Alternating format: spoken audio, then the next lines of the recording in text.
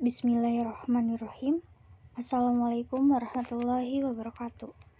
Alhamdulillahirrabbilalamin. Wabihi nasta'in ala umri dunia wadin. Wassalatu wassalamu ala asrafil anbiya wal mursalin wa ala alihi washabihi ajmain, amma ba'du. Yang saya hormati Bapak Dr. Iqbal Amar Muzaki, SPDI MPD. Saya Risma Amelia Putri akan menjelaskan mengenai profil Ahmad Hasan dan pemikiran pendidikannya.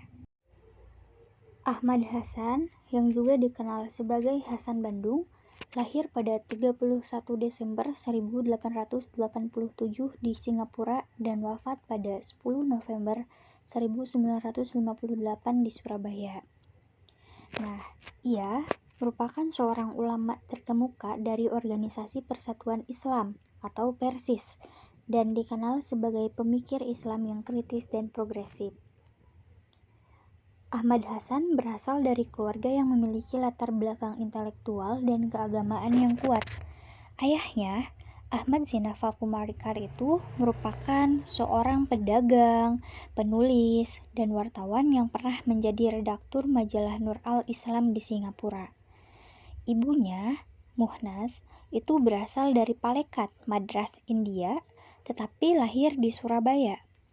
Ahmad Hasan memiliki keturunan India dan Mesir yang memberikan pengaruh besar terhadap pemikirannya.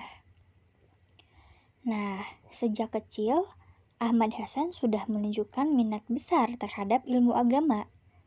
Pada usia 7 tahun, ia mulai belajar Al-Quran dan dasar-dasar ilmu agama. Kemudian, ia melanjutkan pendidikan di sekolah Melayu, di mana ia belajar bahasa Arab, Melayu, Tamil, dan Inggris. Ia berguru kepada beberapa ulama besar seperti Said Abdullah Al-Munawi Al-Manusuli, Abdul Latif, Syekh Hasan dari Malabar, dan Syekh Ibrahim dari India. Ahmad Hasan juga belajar Nahwu dan Sorob dari Muhammad Thoib, yaitu seorang guru terkenal di Singapura. Nah, Ahmad Hasan juga memiliki karir yang luas dalam dunia pendidikan dan dakwah. Jadi, ia pernah menjadi guru madrasah di beberapa tempat di Singapura, seperti Arab Street, Baghdad Street, dan Geylang. Nah, ia juga pernah menjadi guru tetap di Madrasah As-Segaf di Jalan Sultan. Pada tahun 1912 sampai 1913, ia menjadi anggota redaksi surat kabar utusan Melayu yang diterbitkan oleh Singapore Press. Nah, kemudian pada tahun 1921, ia pindah ke Surabaya dan mulai aktif dalam Sarekat Islam. Berinteraksi dengan tokoh-tokoh seperti Haji Omar Cokroaminoto, kemudian Abdul Muthalib Sangaji, dan Haji Agus Salim. Pada tahun 1925, ia pindah ke Bandung dan mulai aktif dalam Persatuan Islam. Selanjutnya, pemikiran pendidikan Ahmad Hasan. Ahmad Hasan memiliki pemikiran pendidikan yang sangat berpengaruh dalam dunia Islam di Indonesia. Ia menekankan bahwa pendidikan itu harus mampu melahirkan siswa yang pandai berdakwah dan berakhlak mulia, sebagaimana yang diajarkan dalam Al-Quran dan hadis. Adapun beberapa aspek utama dari pemikirannya, yang pertama tujuan pendidikan. Jadi, pendidikan itu harus membentuk individu yang memiliki pemahaman agama yang kuat, kemudian mencetak generasi yang mampu berdakwah dan menerapkan nilai-nilai Islam dalam kehidupan sehari-hari. Yang kedua, konsep guru dan murid. Nah, jadi seorang guru harus memiliki keilmuan yang berkualitas dan telah mengamalkan ilmu yang diajarkan. Kemudian, guru tidak boleh mengajar hanya demi mendapatkan gaji, tetapi juga harus memiliki niat yang tulus dalam mendidik. Nah, selain itu, murid harus memiliki kemauan untuk beribadah hanya kepada Allah dan bersedia berdakwah setelah menyelesaikan pendidikan.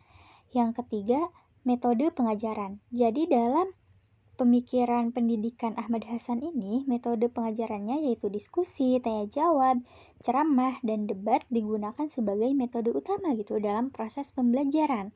Selain itu juga evaluasi dilakukan dalam bentuk lisan dan tulisan untuk memastikan pemahaman yang mendalam. Dan yang terakhir itu pendidikan dalam Persis. Sejak tahun 1924, Persis telah menyelenggarakan kelas pendidikan akidah dan ibadah bagi orang dewasa.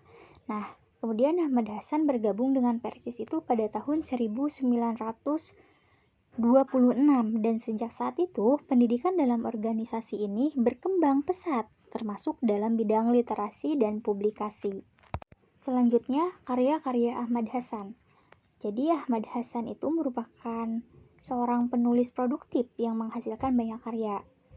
Di antaranya itu yang pertama ada Tafsir Al-Quran Al-Furqan pada tahun 1956. Yang kedua soal jawab tentang berbagai masalah agama, 4 jilid. Yang ketiga kitab pengajaran sholat. Yang keempat Tarjamah Bulughul Maram, itu selesai pada tanggal 17 bulan Agustus 1958. Kemudian yang kelima itu debat kebangsaan, debat riba, debat taklid, debat talqin, dan yang terakhir itu kesopanan Islam, pemerintahan Islam, dan pengajaran sholat. Nah, jadi kesimpulannya, Ahmad Hasan adalah sosok ulama yang mandiri, serba bisa, dan gigih dalam berdakwah. Ia berperan besar dalam pengajaran dan dakwah Islam, serta menjadi salah satu guru besar dalam persatuan Islam dalam Persis. Pemikirannya juga masih relevan gitu hingga saat ini dan terus menjadi inspirasi bagi banyak orang. Mungkin itu saja yang dapat saya sampaikan, kurang lebihnya mohon maaf. Wassalamualaikum warahmatullahi wabarakatuh.